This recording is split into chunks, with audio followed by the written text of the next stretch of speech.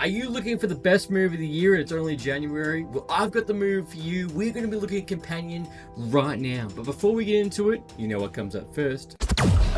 Welcome to the Lights, Camera, Rant Podcast. Your source for the latest on movies, TV shows, and video games.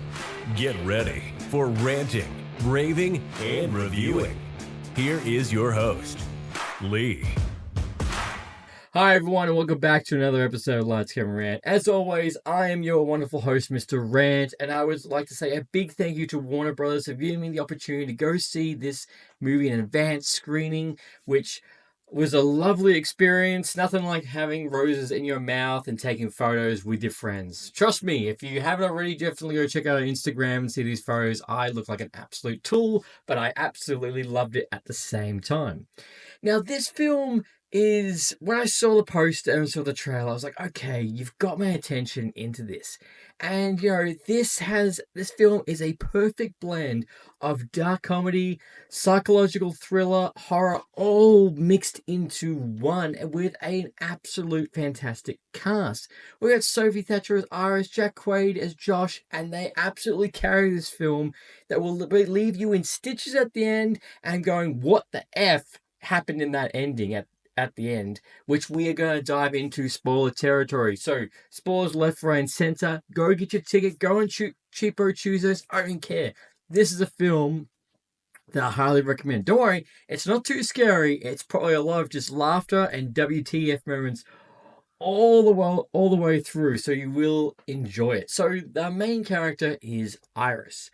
She's a beautiful young lady who's a little bit awkward we meet at the start. Now, we do get the very presence of the movie where she does say that the very first time she meets Josh, who's played by Jack Quaid, is that the first day she loved him when she saw him, and the second best day was when she killed him. And that sets the tone for this movie, and we dive into this. So we meet this couple, and they're going away to go meet his other friends at this lake house and go away for this weekend. Which some of his friends, like Kate, don't really like her, and she doesn't really know why. And everyone else does love him. We've got a lovely couple with Eli and Patrick, and then obviously the main guy who's hosting all this on all the money is Sergey. Which it's alluded to the fact that, he's an ex-mobster and he's a little bit, does something on the odd side, that a little bit shifty that you don't want to know about at all, which is alluded to. And not to mention, at the very start of the scene, you do see him using a powered corkscrew. Watch that.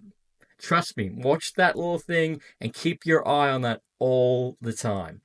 So, as the film progresses, we do see that these two lovebirds, that, she really loves him, but there's a little bit back and forth, and sometimes it doesn't fully love her or treat her the very best.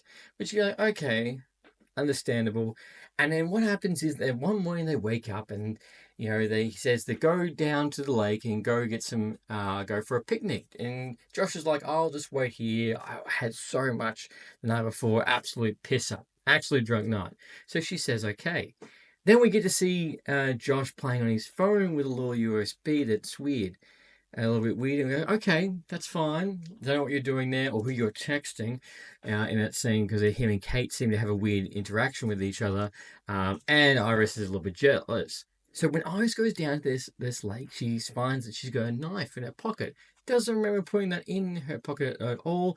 Sergey comes down. They have a small interaction which turns into an absolute bloody mess, which you find out that he was trying to take advantage of her, but he does say that this is what you're built for, which she's very confused about. So she kills him. She's got blood all over her altogether, and it plays out. They find out that she's actually a machine. She's called a companion. She's meant to she's basically a sex robot, essentially, with feelings, and then her entire life has been a lie from when they met and everything.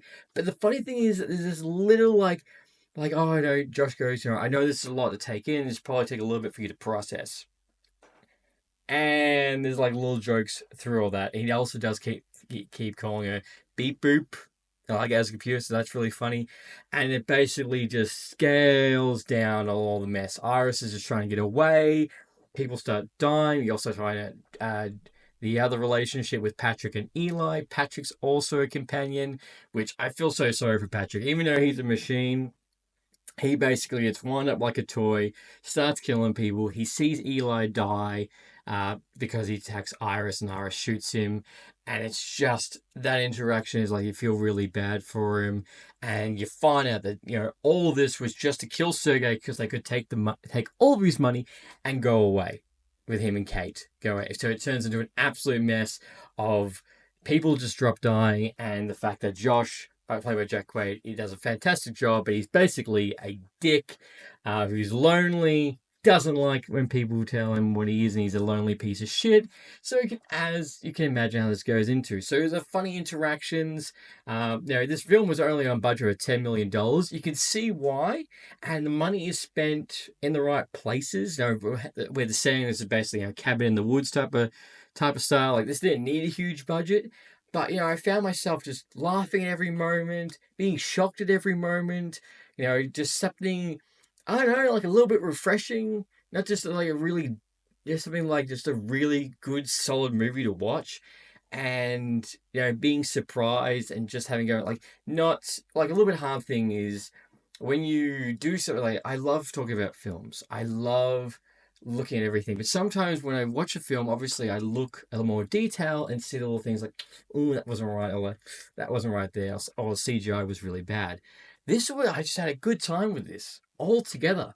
Like for example, like Gladiator last year. Gladiator 2 I watched, and I loved it. But there's a very big scene at the very start when there's a couple of monkeys in there in a smaller Colosseum type of style. That takes me out of it because the CGI is absolutely horrible in that scene, in this massive, massive picture. But this is horrible. And I'm just watching it going, I like this. This was all good. At the end of the film, I'm like, no, that was a good time. And who died? Absolutely deserved to die. And you feel for Iris all the way through. And I usually do say at the end, does this need a sequel or doesn't? You don't need a sequel at all. But this does. This is like a mix of Terminator, AI, Skynet, sex robot type of style, and someone being a little bitch all the way through. So if you're going to watch one film this week, I highly recommend this film.